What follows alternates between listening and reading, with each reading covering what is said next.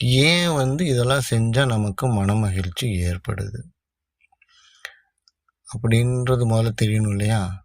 சும்மா நம்மளுக்கு மகிழ்ச்சியாக இருந்தால் மகிழ்ச்சியாக இருக்கணும்னு தான் நினைக்கிறோம். ஏன் மகிழ்ச்சியாக இருக்கணும் அப்படின்ற ஒரு எண்ணம் வருது இல்லையா? இந்த பிரபஞ்சத்தில் ஒரு சிறு அசைவு அப்படின்றதுலேருந்து தான் உயிர்கள் தோன்றுறது அப்படின்னு சொல்லி யோக வசிஷ்டத்தில் சொல்கிறாங்க. யோக வசிஷ்டத்தில் வசிஷ்டர் ராமருக்கு உபதேசம் பண்ணதில் இந்த வரிகள் வருது.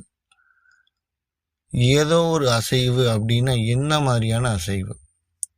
அந்த அசைவில் இருந்து தான் எல்லா விஷயங்களும் நடந்து இந்த